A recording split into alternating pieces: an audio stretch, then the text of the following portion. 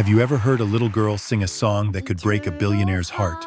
If you've ever lost someone you loved, or found them again when it was almost too late, this story will touch your soul.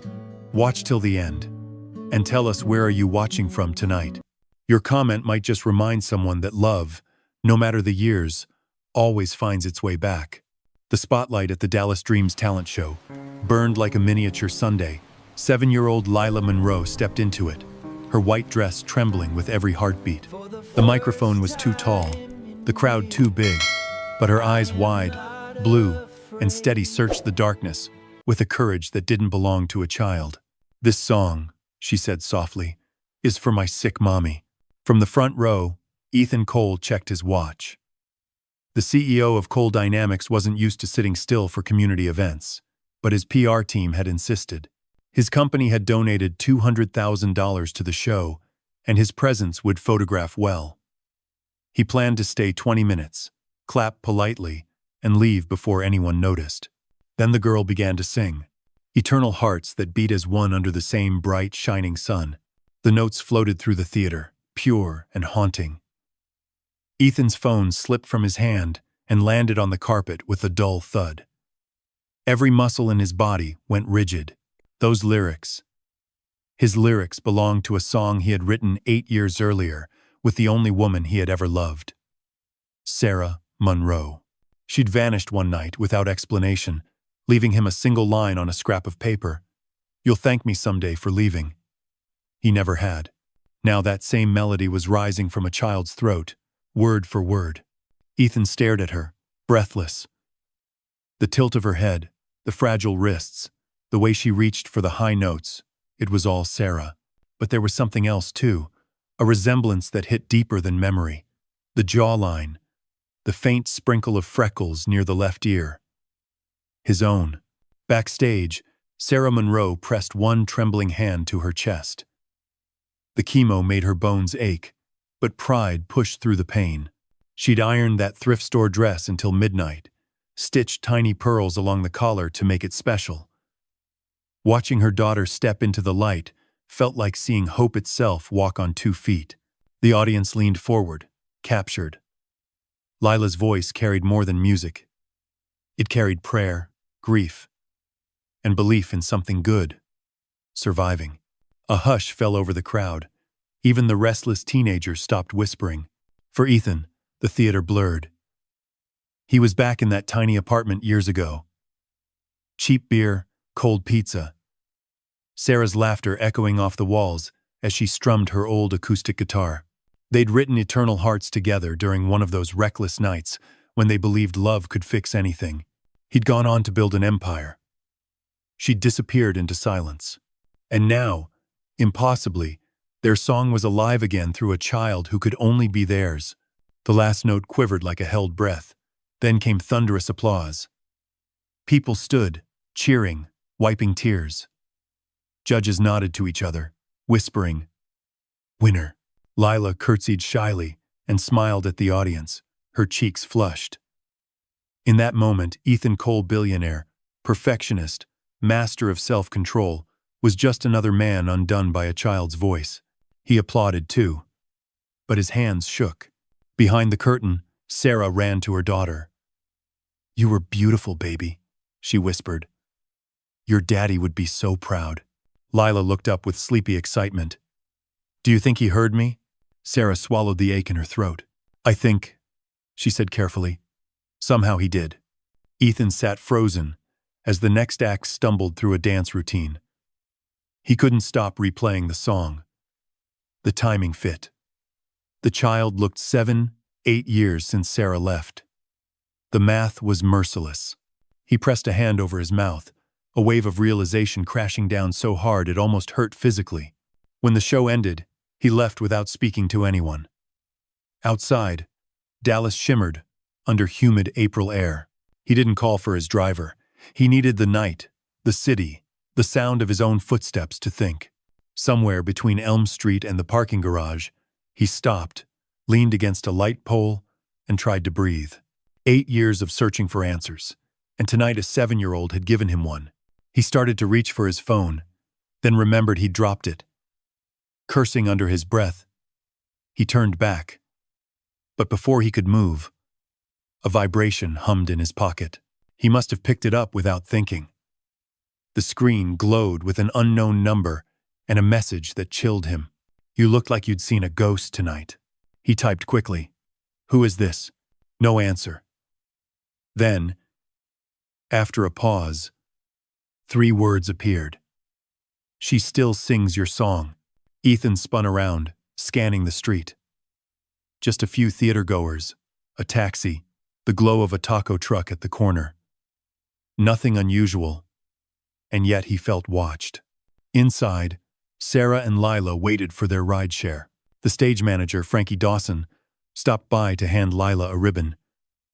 "You made a lot of folks cry out there, sweetheart." Lila grinned. "Even the man in the front row. The one in the fancy suit." Sarah froze mid-smile. "What man?" "The one who dropped his phone." He looked sad, but happy too. Sarah forced a small laugh. "Maybe he just loved the song." Lila tilted her head. "He looked like the picture in your music book. The one with the guitar." Sarah's breath caught. "That's just a memory, sweetheart." She bent down, fastening the strap on Lila's shoe to hide the trembling in her hands. "Let's go home." They stepped into the warm Texas night. The air smelled of asphalt and rain about to fall. Sarah pulled her scarf tighter, the familiar fatigue creeping in behind her ribs. She told herself it was impossible. Ethan Cole lived in another world now. Corporate towers, private jets, the kind of life that forgot ordinary people. He would never be here, never in this crowd. Still, she couldn't shake the feeling that someone had seen through the years, right into her secret. A flash of lightning turned the wet pavement silver. Sarah guided Lila into the rideshare car and forced herself not to look back. Across town, Ethan rode the elevator to his penthouse, the city glittering beneath him like spilled diamonds. He poured a glass of scotch he wouldn't drink and opened his laptop. A quick search, Sarah Monroe, Dallas. Dozens of results. Old bar gigs, a local music award, then a recent listing from the Methodist Dallas Medical Center, oncology patient volunteer. His throat tightened. She was alive.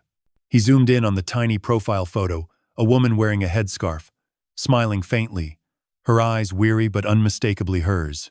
The caption beneath the picture read, "Local volunteer helps children find courage through music." Ethan stared at the screen until his vision blurred. All the years he'd spent convincing himself she was gone, angry, or worse. And all this time, she'd been here in the same city, sick, alone, raising their daughter. He grabbed his car keys, then hesitated. Storm clouds pressed against the glass wall of his office, lightning crawling over the skyline. He knew, if he went to that hospital tonight, everything would change. He wasn't ready, not for the truth, not for the guilt. The phone buzzed again, the same unknown number. "If you want answers, follow the music." The message made the hair rise on the back of his neck. He stepped closer to the window, the city lights reflecting his pale face. Somewhere out there, a child was humming the chorus of Eternal Hearts. He could almost hear it through the thunder, the soft rhythm, the promise that love never dies. He whispered into the empty room, "Sarah." The word felt foreign, sacred, dangerous. Down on the street, a busker sat beneath an awning, strumming a guitar through the drizzle. The tune floated upward, faint, but familiar. Ethan pressed his palm against the glass. The same chords, the same melody. Coincidence or fate? Cracking open the door one last time, he listened as the final lyric rose through the storm. "Love will guide us every day." His pulse hammered. He grabbed his coat, heading for the elevator, unable to stay still another minute. By morning he promised himself he would know the truth. He would find Sarah Monroe. He would meet the little girl with his eyes and her voice. But as he reached the lobby, another message appeared on his phone, short and sharp as thunder. "She's running out of time." Ethan froze. Rain pounded the pavement outside, blurring the lights of downtown Dallas. Somewhere in that storm, a woman he'd never stopped loving was fighting for her life, and the daughter he'd never known was singing their song to save her. He tightened his grip on the phone, heart racing, as the elevator doors slid shut behind him. The sound of the guitar still echoed in his ears, soft and pleading, leading him toward the one truth he could no longer ignore. Tomorrow, he would walk into Methodist Dallas Medical Center, and nothing in his world would ever be the same again. The next morning broke gray and restless over Dallas. Rain clouds still hung low, pressing against the skyline like heavy thoughts that refused to clear. Ethan Cole hadn't slept. The image of the little girl, the song, those eyes played on a loop in his mind until dawn. He sat in his kitchen, untouched coffee growing cold beside the newspaper he hadn't read. The words, "Follow the music," kept circling back like a whisper he couldn't ignore. At 9 a.m., he grabbed his keys and headed out.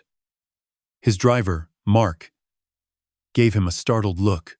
Ethan usually worked from home on Saturdays, but today he said only, "Methodist Dallas Medical Center." His voice was calm, but his hands gripped the leather seat so tightly that the knuckles showed white. The city slid by in streaks of gray and silver. Traffic lights blurred through rain on the windshield. Every block closer felt like peeling away another layer of the life he'd built, the empire, the reputation, the careful distance from anything resembling pain. He didn't know what he'd say when he saw her. He didn't even know if she would let him in. But he needed to see her face again, to hear her voice and understand why she left. Inside the hospital, fluorescent lights hummed with sterile indifference. The scent of antiseptic hit him first, sharp, clean, too honest. At the reception desk, he cleared his throat. "I'm here to see Sarah Monroe. She's listed as a volunteer in the oncology department." The nurse, a middle-aged woman with kind eyes, gave him a practiced smile. "Visiting hours start at noon for patients, but volunteers are already on duty." "Let me check the schedule." Her fingers clacked on the keyboard, and for a moment, Ethan's heart raced like a man waiting for a verdict. "She's on the pediatric floor," the nurse said. "Music therapy room, second level. Follow the signs." Music therapy. The words hit like a chord from their past. He followed the hallway until he reached a glass door, painted with cartoon animals and musical notes. Through it, he saw her. Sarah Monroe sat in a semicircle of children, a guitar across her lap. Her scarf was patterned with sunflowers, her frame thinner, fragile even, but her smile carried the same warmth that used to light up an entire room. The moment she strummed the first chord, every child leaned closer. She didn't just play music, she gave it away, like medicine. Ethan froze in the doorway, breath caught somewhere between disbelief and awe. For 8 years he had imagined this meeting 1,000 ways. Anger, tears, accusations, but not this.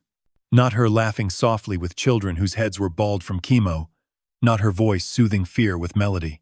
He wanted to go in. Instead, he stood there, hidden, watching the woman who'd once been his whole world. Then her eyes lifted. Just briefly, scanning the room, and found him. The guitar stopped mid-strum. The silence was small but sharp. A few children looked up, puzzled, before Sarah forced a gentle smile. "Keep playing, kids. I'll be right back." She stood, walked to the door, and stepped into the hallway, closing it behind her. For a moment, neither spoke. The air between them hummed with everything unsaid. "Ethan." Her voice was barely a whisper. "You shouldn't be here." He swallowed hard. "You're alive. After all this time, you're right here, 10 miles from my office. And God, Sarah, I thought you were gone." Her hands trembled slightly as she crossed her arms. "I didn't want you to find me." "Then why let our daughter sing our song?" Her breath caught. "You know about Lila. I know she's mine." His voice cracked on the last word. "Sarah, I saw her. I saw you." Tears welled in her eyes before she looked away. "Ethan, please. This isn't the place." "Then tell me where is," he said quietly. "I've waited 8 years for an answer that never came. You owe me that much." Sarah's shoulders sagged, exhaustion written in every line of her body. I don't owe you anything, Ethan. You have your life. I have mine. Lila has never gone without love. Even if it wasn't yours. He flinched. That's not fair. Neither was what Rebecca did, she said suddenly, and the name hit him like a punch. Rebecca? He repeated. Sarah pressed her lips together, regret flickering across her face. Forget it. No. Don't you dare do that again. Don't shut me out. Her composure cracked, the calm surface of 8 years fracturing into something raw. She showed me proof, Ethan. Pictures, bank records, evidence that you were with her, that you'd used her investment money to wine and dine other women while I was dreaming about a life we'd never have. Ethan stared at her, stunned. Sarah, that was all fake. Rebecca forged everything. I found out after you left, but I had no way to reach you. I couldn't risk it, she said softly. You were rising fast. I didn't want to be the scandal that dragged you down. He shook his head slowly. You were never the scandal. You were the reason I made it at all. Their silence stretched, heavy with what-ifs and wasted years. Down the hall, a child's laughter broke the moment like sunlight through fog. Ethan took a cautious step closer. Sarah, are you sick? Her eyes flickered, guilt and fear mingling. It's early-stage breast cancer. The treatments are working. Don't look at me like that. I'm okay. He exhaled shakily, a mix of relief and heartbreak flooding him. You shouldn't have faced that alone. I've faced worse, she said simply, but her voice trembled. You can't just walk back into our lives and fix everything with money and regret. I'm not here for money. I'm here for you, for her. Her hands clenched around the edge of her scarf.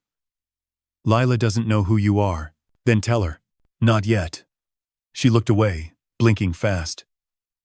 Let me figure out how. Ethan nodded slowly. Then I'll wait. They stood there in fragile truce until a nurse called Sarah's name. Miss Monroe. Dr. Patterson's ready for you. Sarah turned toward the voice, then back to Ethan. Please, leave before Lila sees you. He hesitated, then nodded. I'll call. Don't, she said gently. If we're meant to talk again, we will.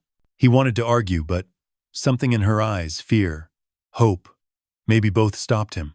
Instead, he watched her walk away down the corridor. Sunlight from a high window glinting on the metal rail of her IV stand. He left the hospital feeling like a man half redeemed, half condemned. Back in his car, he sat for a long time, staring at the hospital doors. Then he pulled out his phone and sent one text to his security chief. Find everything you can about Rebecca Hale. Quietly. That night, Sarah tucked Lila into bed. The child hummed Eternal Hearts softly, her voice a sleepy echo of innocence. Sarah brushed hair from her forehead, eyes heavy with both love and dread. Mommy, Lila murmured, do you think Daddy will ever hear me sing again? Sarah froze. Why would you say that? Because last night, Lila said, eyes half closed. I saw him. He was in the front row, crying. Sarah's heart pounded. You must have imagined it, sweetheart. But Lila only smiled. No, I think he heard me. Sarah sat there long after her daughter drifted to sleep, her hand pressed to her chest, whispering to the dark. Oh God, Ethan. Please don't dig too deep. Across town, Ethan's phone buzzed.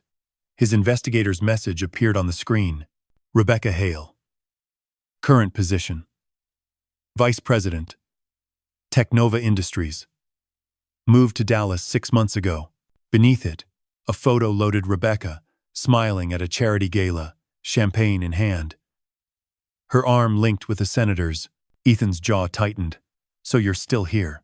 Lightning flickered outside his window, just as it had the night before. He poured another drink and whispered into the empty room. This time, you don't get to win. But somewhere inside Methodist Hospital, Sarah lay awake, staring at the ceiling as her monitor beeped softly. Her phone buzzed with an unknown message. You shouldn't have let him see you. Some secrets were meant to stay buried. Her breath caught. The sender ID read, RH. Rebecca Hale always knew how to find a weakness. 8 years hadn't changed that, if anything, success had sharpened her cruelty into something almost elegant. From her corner office at Technova Industries, 38 floors above downtown Dallas, she looked out at the skyline and smiled faintly. Power was an art form, and she had mastered every stroke. The email she'd sent to Sarah Monroe was deliberate, timed for maximum effect. Just one line. You shouldn't have let him see you. The moment she hit send, she leaned back in her leather chair, sipping espresso, satisfied with the ripples she'd set loose. She had destroyed Ethan Cole once before, back when she was his investor and his secret admirer. He had rejected her, humiliating her in front of a boardroom full of men. She'd promised herself that night that he would pay. And he did. Now, after years of careful rebuilding, she was stronger than ever. Wealth, influence, political connections, all of it hers. What Ethan didn't yet know was that she still controlled key shareholders in his company. One leak, one rumor, and his empire would tremble again. At that same hour, Ethan sat in his study, reviewing the report his investigator had compiled. Dozens of documents, photographs, and financial trails connected Rebecca to Technova's recent acquisitions companies that had mysteriously underbid Cole Dynamics in 3 major contracts. It wasn't coincidence. It was strategy. He stared at her smiling photo on the report cover. Rebecca Hale, the woman who had forged evidence, broken 2 hearts, and stolen nearly a decade from his life. And she wasn't finished. Not this time. He muttered, closing the file. Meanwhile, at Methodist Hospital, Sarah was trying to breathe past the panic that email had sparked. The message was brief, but its tone was unmistakable. Rebecca knew. She always knew. Sarah sat by the window, watching light drizzle paint streaks on the glass. The world outside kept moving. Unaware that the ghosts of her past were tightening their grip again, she reached for her phone, tempted to delete the message, to pretend it never happened. But the number was unfamiliar, masked. She couldn't trace it, even if she tried. For the first time in years, Sarah felt the same old fear, the one that had driven her away from Ethan before. Rebecca had eyes everywhere. The woman had made it clear 8 years ago. Walk away from him, or I'll destroy him and the child you carry. Sarah had believed her then. She almost believed her now. A soft knock broke her thoughts. Nurse Ellen poked her head in. Hey, honey. You okay? You look like you've seen a ghost. Sarah forced a smile. Just a bad dream. Well, Dr. Patterson wants another round of blood work before your next chemo, Ellen said gently. And your little singer's waiting down the hall. She said, she's practicing for the family concert. Sarah laughed softly. That child could out-stubborn a hurricane. Wonder where she gets it from, Ellen teased before leaving. Sarah sighed. God help me, she whispered. Across town, Ethan drove toward his office tower, his mind a storm of calculations. He knew confronting Rebecca directly was dangerous, but waiting was worse. The longer he hesitated, the more control she'd have. When he arrived, his assistant Grace greeted him nervously. You have a visitor waiting, sir. Says it's urgent. Ethan frowned. Who? Grace hesitated. Rebecca Hale. The name felt like ice sliding down his spine. He walked into the conference room, bracing himself. Rebecca stood by the window, wearing a navy pantsuit and a smile as polished as her diamond earrings. Ethan, she said, voice smooth as silk. You look older. 4,000 days of betrayal will do that to a man, he replied coldly. Her smile didn't waver. You're still dramatic. I came to make peace. Peace? He laughed once bitterly. You forged evidence, destroyed a relationship, and nearly cost me everything. What kind of peace are you selling today? The profitable kind. She crossed her arms. Technova is offering a merger. 50-50 partnership. You could double your market share overnight. Ethan stared at her. You expect me to join forces with the person who ruined my life? Business isn't personal, Rebecca said, stepping closer. But if you make it personal again, I'll release proof that you're secretly funding a woman's cancer treatments. One who conveniently has a 7-year-old daughter. Think about how that'll play in the press. Your investors don't like emotional men, Ethan. His jaw tightened. You're bluffing, am I? She slid a file across the table. Inside were photographs of Sarah at the hospital, Lila walking out of the theater, even Ethan leaving the same parking garage hours later. You were followed, Rebecca said softly. And your fairy tale reunion? It ends when I say it does. Ethan's hands curled into fists. You think you can still control me? Rebecca's voice dropped to a hiss. I already do. She turned toward the door, pausing just long enough to add, accept the merger, or lose everything again. Then she left, her heels clicking like gunshots against the marble floor. For a long time, Ethan didn't move. The file sat open before him, a silent threat that burned like acid. He wanted to tear it apart, but he knew she had digital copies, dozens of them.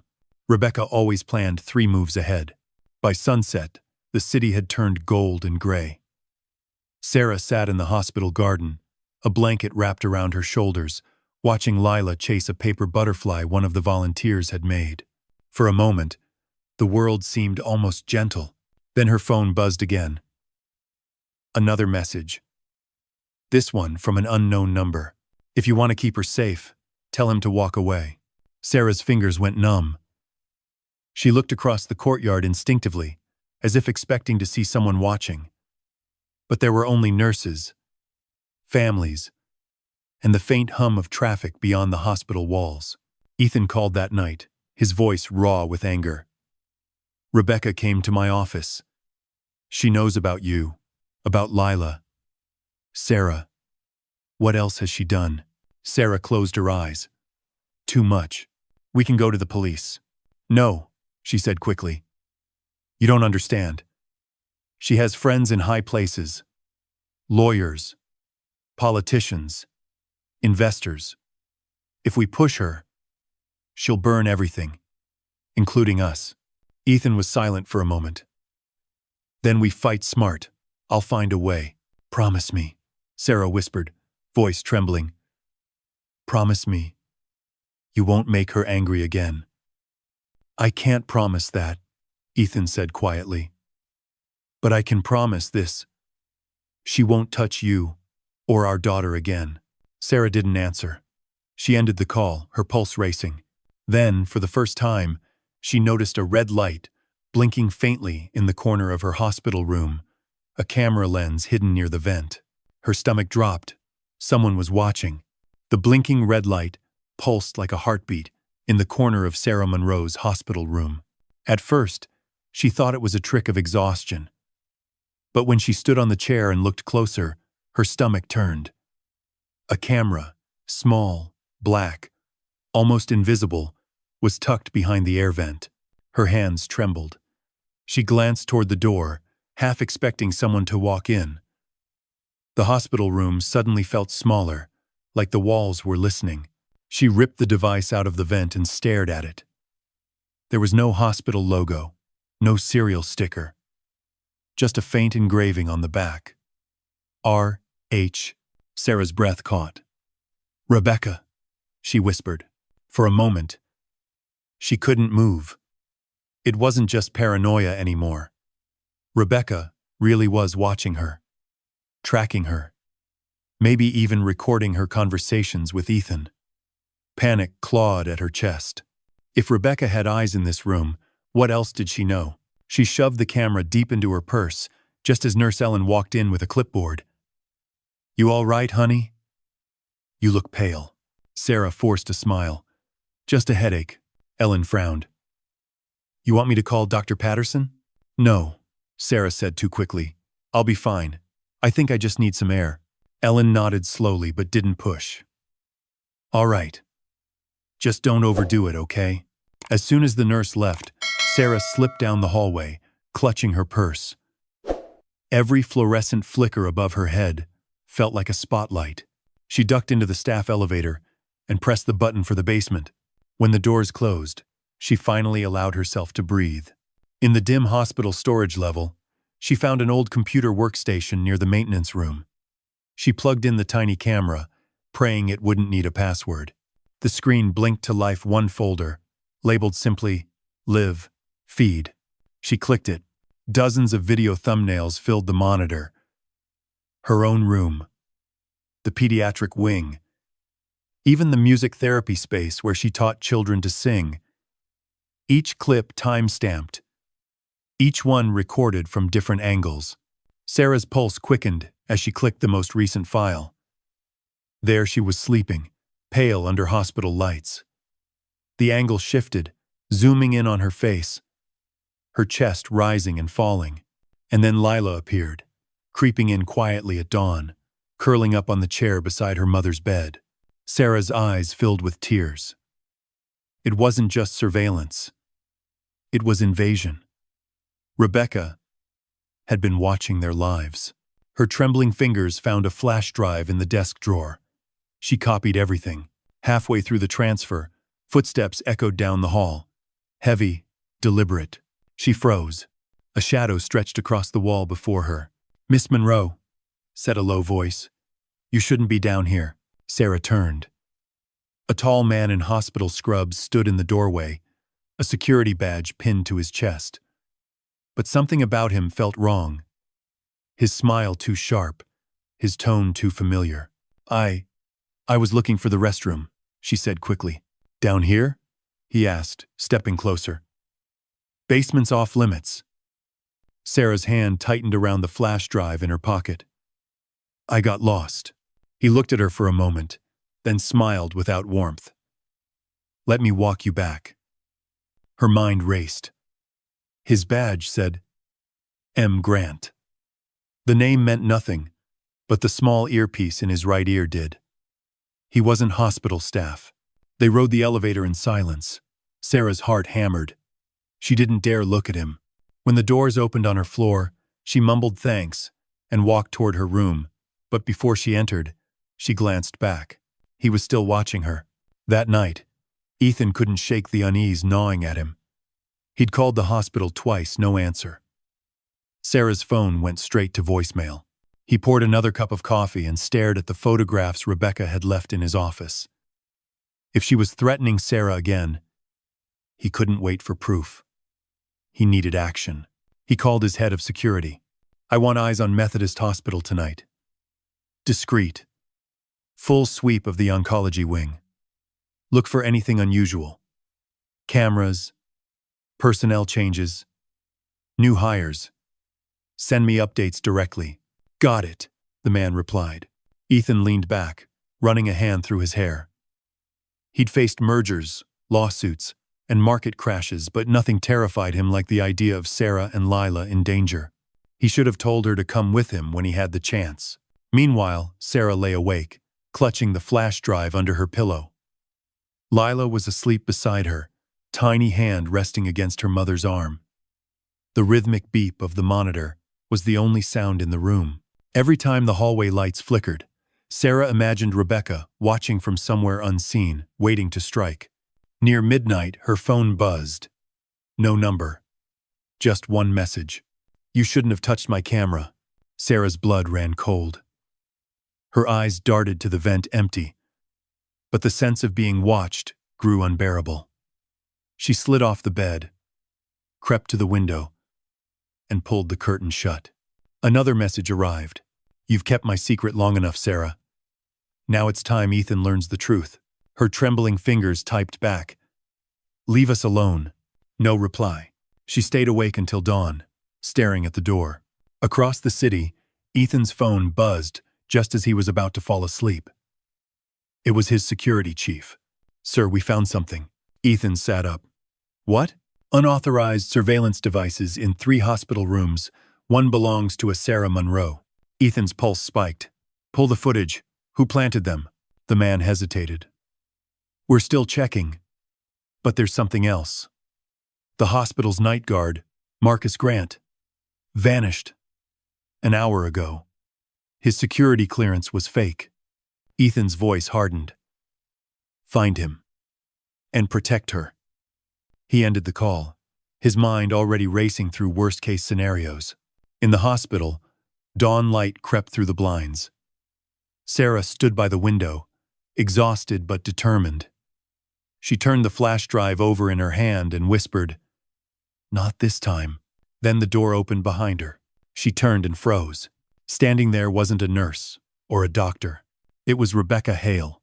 Rebecca Hale stood in the doorway of Sarah Monroe's hospital room, like a shadow that had learned to smile. She looked flawless. Perfect makeup, tailored gray suit, and diamond earrings that caught the morning light. But the air around her felt colder than the sterile room itself.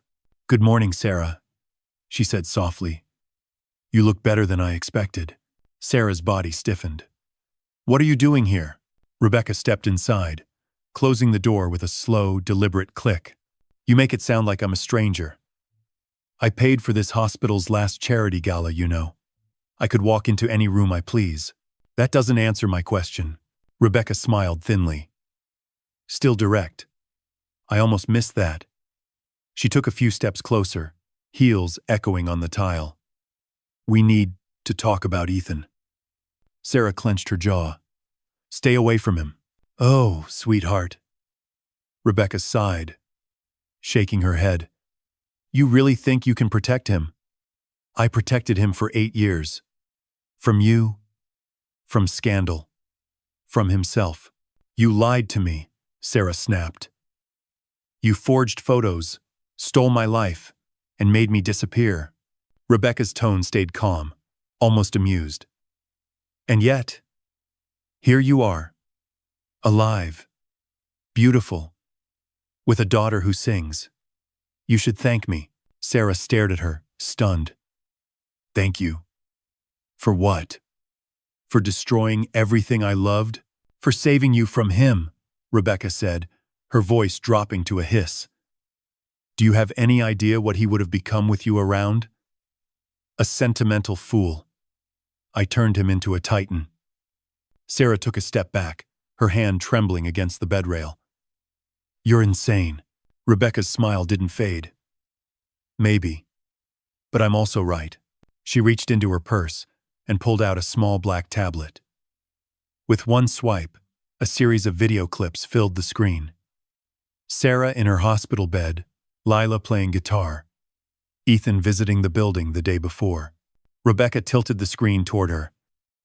"You've been my favorite project to watch. Such resilience. Such misplaced hope." Sarah's stomach twisted. "You've been filming us." "I film everything I build," Rebecca said softly.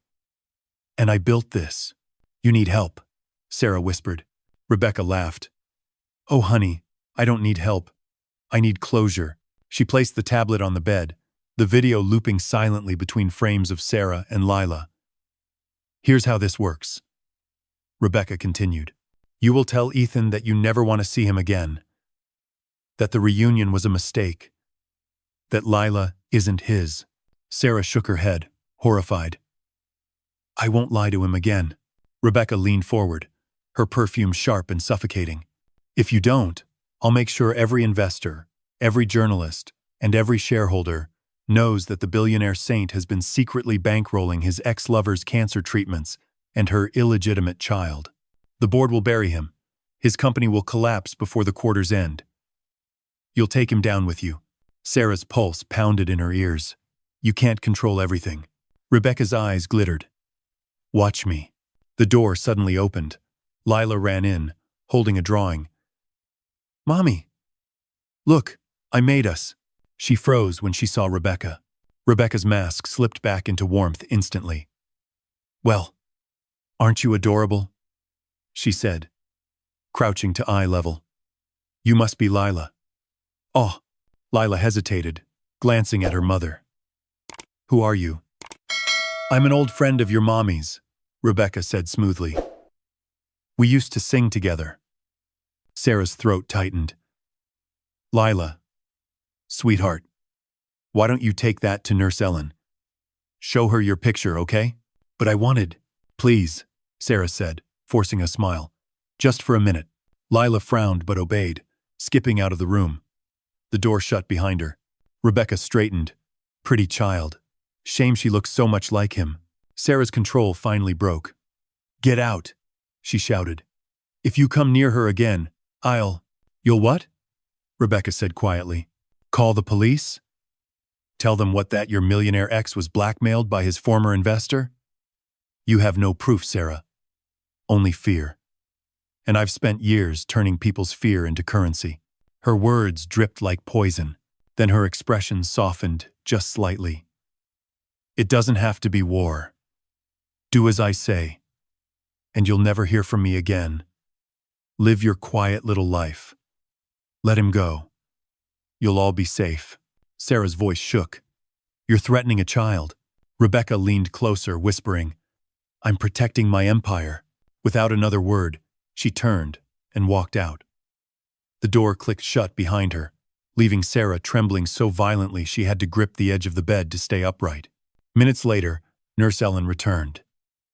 You okay, sweetie? That lady said she was a family friend. She's not, Sarah said through clenched teeth. If she comes back, don't let her in, Ellen frowned. You got it. When the nurse left, Sarah reached under her pillow, pulled out the flash drive, and stared at it. Proof. She finally had it.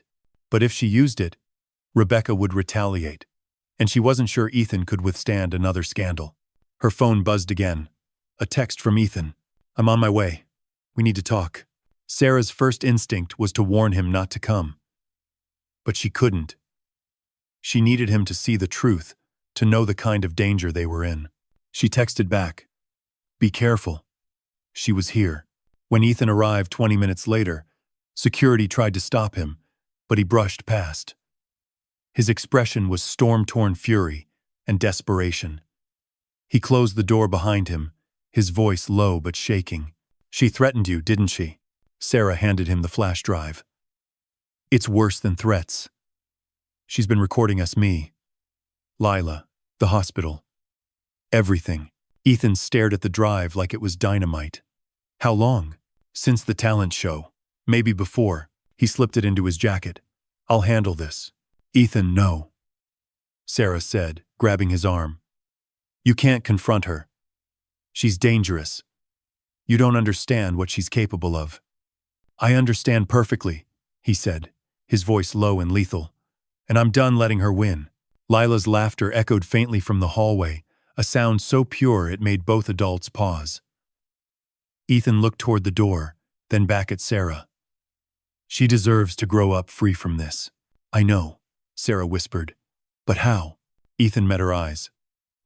By giving Rebecca exactly what she wants, until we're ready to take everything back. Sarah frowned. What do you mean? He pulled out his phone, dialing a number. Grace. Schedule a meeting with Rebecca Hale for Monday morning. Tell her I accept the merger. Sarah gasped. You can't be serious. Oh, I am, Ethan said quietly. If she wants me close, I'll get close enough to end her myself. Sarah's face paled. Ethan, she'll destroy you. He looked toward the window. The Dallas skyline, burning orange under the setting Sunday. Not if I destroy her first. At that moment, on the hospital's security camera feed, Rebecca watched from her car, a faint smile playing on her lips. She turned off the tablet displaying the live footage of Sarah's room and whispered to herself, Welcome back to the game, Ethan. Then she dialed a number. Move the girl, she said. Rain fell in thin, silvery sheets over Dallas that night, tracing nervous patterns against the hospital windows. Sarah Monroe sat upright in bed, too anxious to sleep. Lila was gone temporarily. She reminded herself, taken by Nurse Ellen, to stay in the pediatric wing. For her own safety. The hospital director had insisted after a security concern was reported, though no one told Sarah what it was. But Sarah knew. She could feel Rebecca's fingerprints on everything. Her phone had been silent for hours. Ethan had promised to call as soon as his meeting with his legal team ended, but it was nearly midnight. She kept staring at the door, waiting for his voice. Down the hallway, a janitor's cart squeaked softly. The building felt deserted, eerie in the storm's glow. Sarah wrapped her blanket tighter, whispering, "Just one more night, baby. Then we'll be free." Across town, Ethan sat in the dim conference room of Coal Dynamics, surrounded by shadows and strategy. Grace, his assistant, flipped through the documents Rebecca had sent as part of her merger proposal. It was clean. On the surface. Too clean. "She's hiding something," Grace said, tapping a manicured finger on the contract. "Clause 27 gives Technova complete data access to all proprietary software once merged." "That's not business, Ethan. That's theft." Ethan nodded grimly. "Exactly what I expected." He reached for the flash drive Sarah had given him and connected it to the secure company server. The files loaded slowly, each one confirming their worst fear: Rebecca had planted surveillance throughout Methodist Hospital. Grace gasped softly. "Good God. She's watching patients? That's criminal." "She's not after the patients," Ethan said quietly. "She's after Sarah and Lila." As the videos played, Ethan's expression hardened. The timestamps aligned perfectly with the days he'd visited the hospital. Rebecca had eyes on them from the start. Then one clip froze his breath. A feed from the hospital parking garage, time-stamped that very morning. A man in scrubs, Marcus Grant, the fake security guard, was loading a sleeping child into the back of a van. "Lila." Ethan's heart nearly stopped. "Oh my God." Grace covered her mouth, horrified. "Is she?" "She's alive," Ethan said, voice trembling with fury. "She has to be. That bastard didn't take her on his own." Rebecca ordered this. He grabbed his phone, dialing Sarah's number. No answer. He tried Nurse Ellen voicemail. "Grace, get me the head of hospital security now." When Sarah's phone finally buzzed, she snatched it up. Ethan's voice was breathless. Urgent. "Sarah, listen to me. Lila's been taken." Her world tilted. "What?" "No. She's in the pediatric wing." "She's not," Ethan said, his tone cracking. "I have video proof. Rebecca sent one of her men. We think she's still in the building. Stay in your room. I'm on my way." Sarah's knees buckled. "Oh God, Ethan." "Sarah, listen," he said firmly. "Lock your door. Don't trust anyone. I'm coming." The line went dead. Sarah stumbled to the door, twisting the lock. Her breath came in shallow bursts. She tried calling the nurse's station, no signal. The storm outside had knocked out parts of the cell network. She pressed her ear against the door. Nothing. Minutes crawled by like hours, until a soft knock broke the silence. "Miss Monroe?" A man's voice called gently. "It's Dr. Patterson. I need to check your IV line." Relief flooded her chest. She unlatched the door, then froze. Through the narrow crack, she saw the reflection of a gun in the man's belt. Her instincts screamed. She slammed the door shut and shoved a chair under the handle. The man rattled it once, twice. Then his voice turned cold. "You shouldn't make this harder than it has to be, Sarah." She backed away, searching for anything she could use as a weapon. Her gaze landed on the metal 4 stand. He kicked the door open. The chair flew backward, splintering the frame. The man stepped inside, face half hidden by his hood. "Where's the flash drive?" Sarah gripped the IV stand. "You'll never find her," she spat. The man laughed darkly. "Oh, we already did." He lunged. Sarah swung the IV pole with all her strength. It connected with his shoulder, sending the gun clattering across the floor. He cursed, grabbing her wrist, forcing her backward.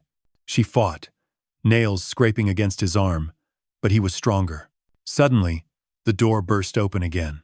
Ethan Cole barreled in like a storm in a suit. his face a mask of fury. He tackled the man into the wall, the gun skidding under the bed. They struggled violently, fists and knees colliding, until Ethan landed a blow that sent the intruder sprawling. "Are you okay?" he gasped. Sarah nodded, shaking, barely able to stand. "He said they have Lila." Ethan's expression hardened. "Not for long." He knelt, snatched the gun, and yanked the man up by the collar. "Where is she?" The man laughed, blood trickling from his lip. "You're too late. She's already on her way out of Dallas." Ethan's jaw tightened. Wrong answer. He hit him once, hard enough to rattle teeth. "Where?" "Abandoned airstrip. Route 45. The man spat. "Private jet. Midnight." Ethan looked at his watch. 11:42 p.m. He turned to Sarah. "You need to stay here. Lock the door after I leave." "I'm coming with you," she said, her voice fierce despite her fear. "Sarah." "She's my daughter," she interrupted, eyes blazing. "I won't let her face that woman alone." For a moment, their eyes met two people broken by lies, bound now by something stronger than fear. Ethan nodded once. "Then, we move fast." They left the hospital under the cover of rain. Ethan's black SUV idled at the curb, engine humming like a heartbeat. He handed Sarah a blanket and helped her inside. As they sped through the slick Dallas streets, Sarah whispered, "What if she's already gone?" "She's not," Ethan said. "Rebecca likes control. She'll want to see us break before she leaves." They drove in silence, the windshield wipers keeping rhythm with their racing hearts. When they reached Route 45, Ethan killed the headlights. Ahead, through sheets of rain, an old hangar stood under dim floodlights. Two SUVs were parked near the tarmac. A small private jet idled, its door open, engines whining. "There," Sarah whispered. Ethan's grip tightened on the steering wheel. "Stay low. Don't move until I say." He stepped out, the rain drenching his clothes instantly. Moving through the shadows, he approached the hangar. Inside, he saw her, Rebecca Hale, standing at the foot of the plane, umbrella in hand, her smile cruel, even in the storm. Next to her stood Marcus Grant, holding Lila by the arm.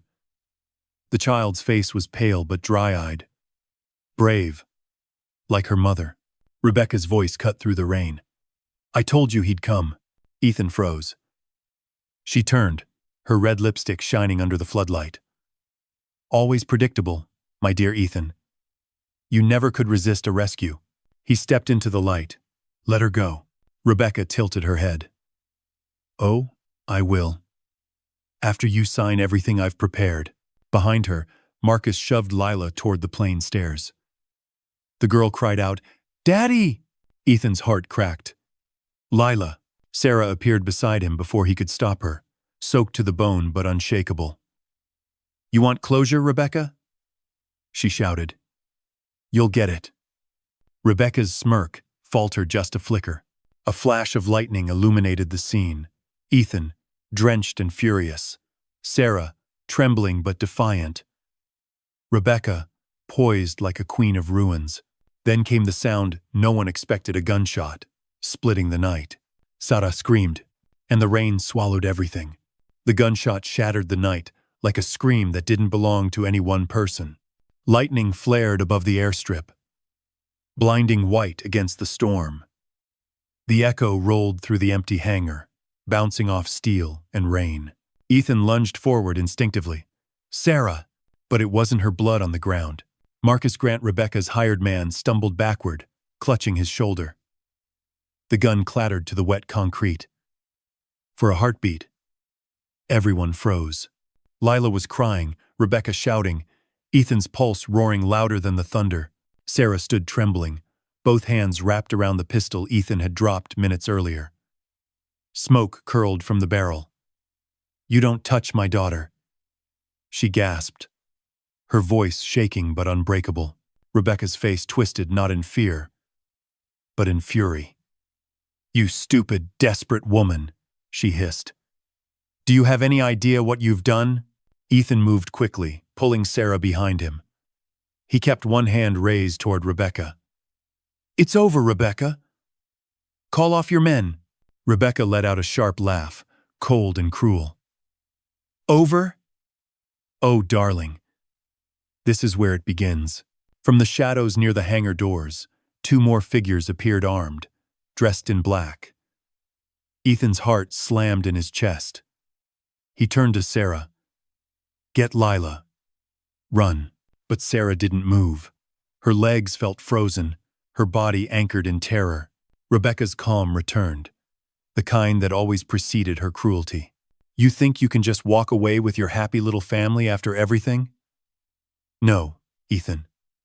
You took my reputation, my career, and the man I loved. You never loved me," Ethan said, voice low. "You loved control." Rebecca's lips curved. "Control is the only kind of love that lasts." She turned to the two men. "End this." They raised their weapons. Ethan pushed Sarah down behind a crate, bullets slicing through the rain.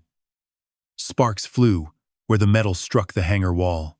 He grabbed the fallen pistol, returned fire once, twice. One of the men fell, the other ducked behind the SUV. "Stay down," Ethan shouted. Lila whimpered from behind the wing of the plane. "Daddy, close your eyes, baby," Sarah called out. "Don't move." The storm raged around them, a symphony of chaos and thunder. Ethan crawled along the slick floor, his breath sharp with adrenaline. He spotted Lila crouched beside a crate of cargo straps, her small hands shaking. He reached her, just as another bullet ricocheted nearby. Rebecca shouted over the rain, "You can't save them both, Ethan. You never could." He looked back. Sarah was pinned near the rear of the hangar. The wounded Marcus, staggering toward her, with a broken wrench in his hand. Ethan's instincts split in two. Sarah saw the panic in his face and screamed, "Go! Get her out!" Ethan's eyes burned. "Not without you." She fired again. The wrench dropped. Marcus crumpled to the floor. Sarah's hand shook violently, but her eyes stayed locked on Ethan's. "Go!" He lifted Lila into his arms and ran. Rain and tears blurred together.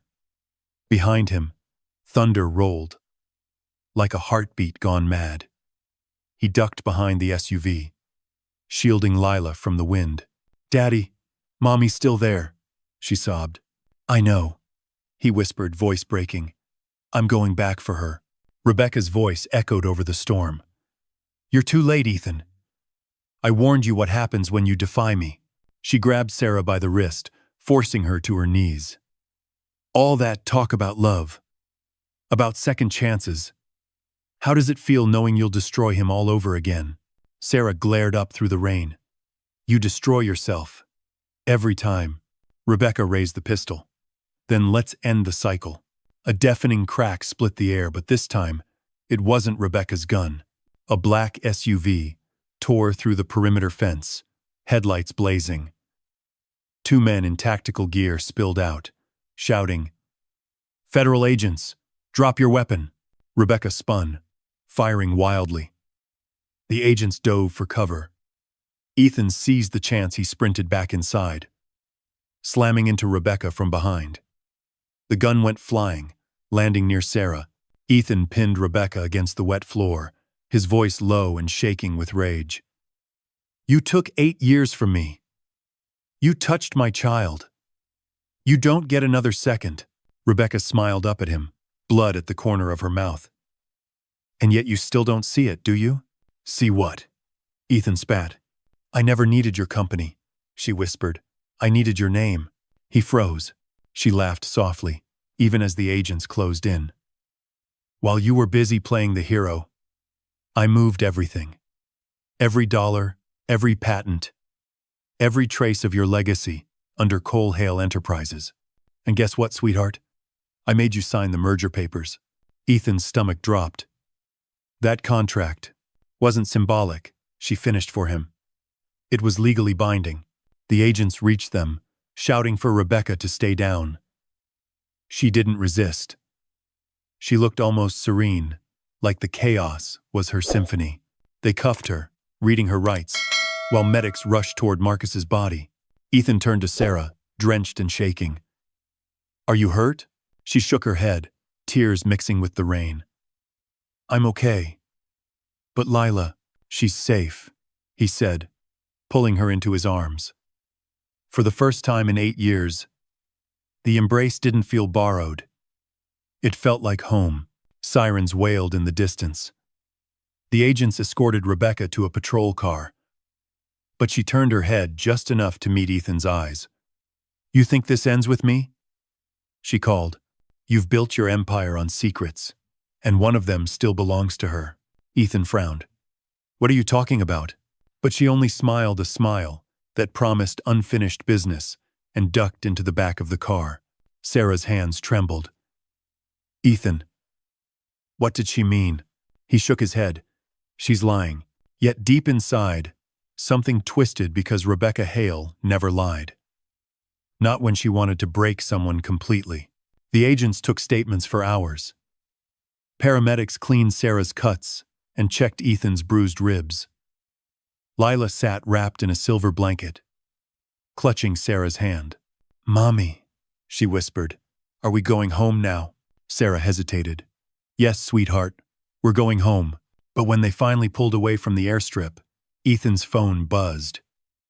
Grace's name lit the screen. He answered, exhausted. "Grace, I can't talk right now."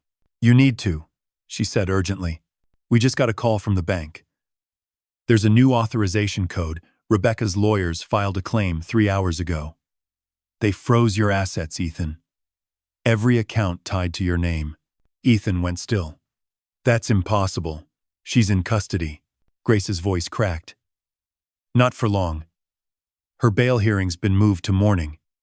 Someone powerful intervened. He closed his eyes, rain hammering against the SUV roof. Sarah squeezed his hand. "We'll start over.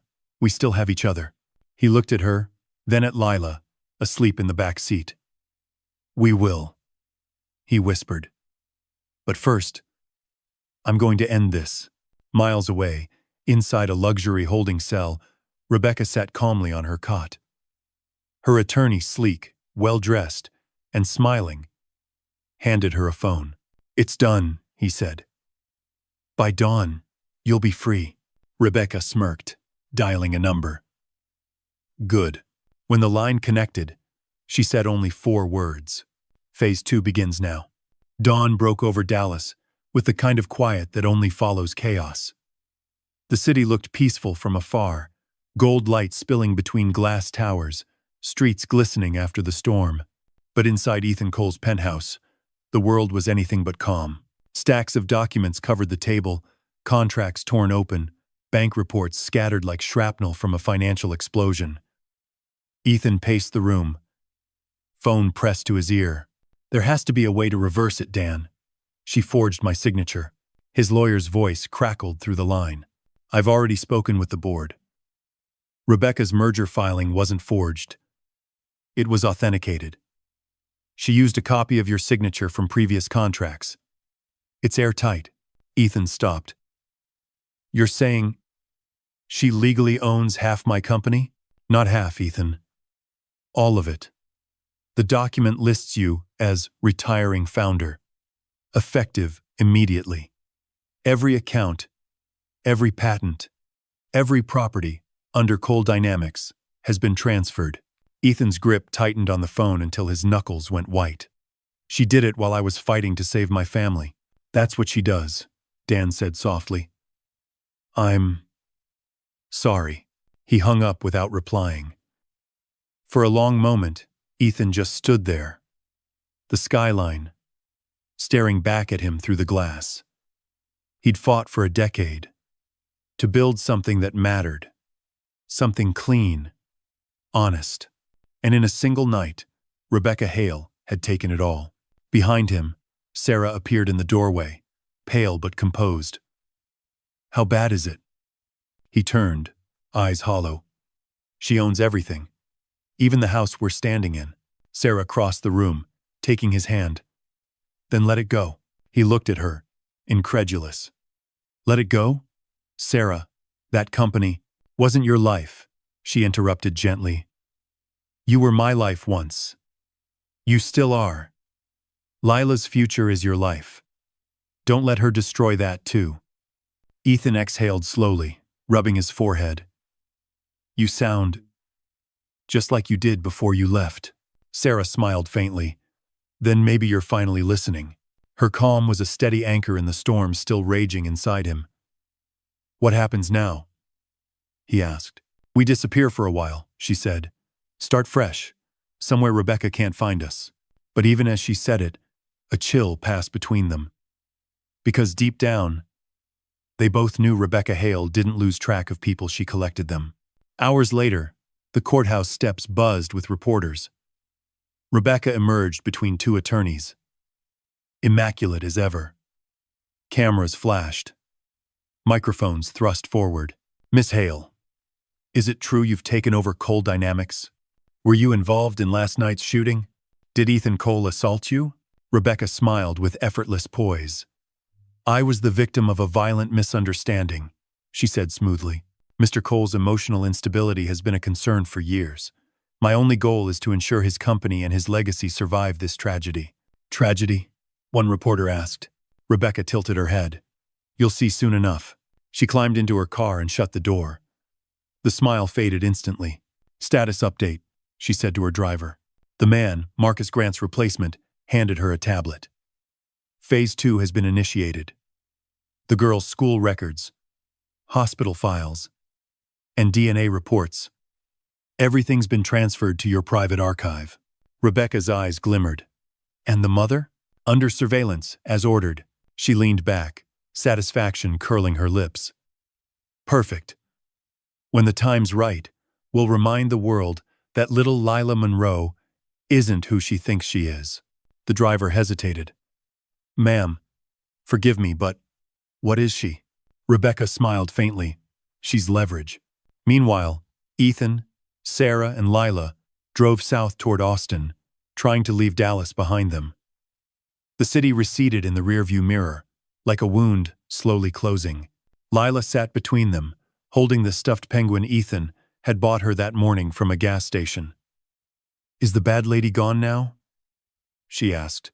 Sarah brushed hair from her daughter's forehead. For now, sweetheart.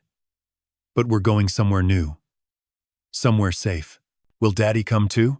Ethan smiled weakly. I'm not going anywhere without you. They stopped at a small diner off I-35, the kind of place that smelled like bacon, grease, and coffee no matter the hour. For a few moments, it felt almost normal, like life had pressed pause.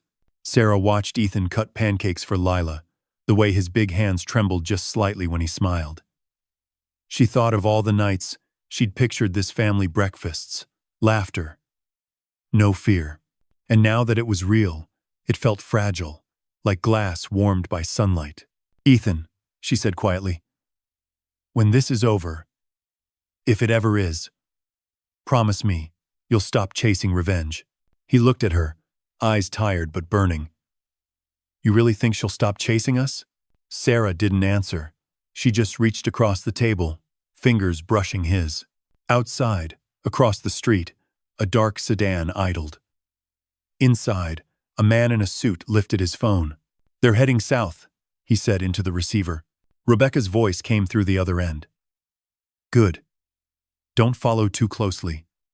I want them to feel safe. That night, they reached a small lakeside cabin. Ethan had once bought under a private name, a secret getaway he'd nearly forgotten. He lit a fire, while Sarah tucked Lila into bed upstairs. Rain began again, soft and steady against the roof. Sarah joined him by the fireplace. Feels strange, she said softly. Like we're living someone else's life. Ethan stared into the flames. Maybe that's what freedom feels like. Oh, but neither noticed the small blinking light beneath the cabin's window frame. Far away, in her penthouse, Rebecca watched the feed flicker to life. The camera's angle showed Sarah's face illuminated by firelight, Ethan beside her, unaware. Rebecca poured herself a glass of wine. Phase 2, she murmured. Rebuild the empire. and remind them that some ghosts don't die. They multiply. She swiped her tablet, opening a new file labeled Project Lila. Inside were sealed birth records, adoption transfers, and a document stamped with an official Texas state seal. At the bottom, under father's name, one line was blank. Rebecca touched the screen, smirking. Let's see how long love lasts without the truth.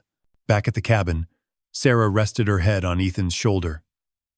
You know, she whispered, for the first time in years, I'm not afraid. Ethan kissed the top of her head. Then I'll make sure you never have to be again.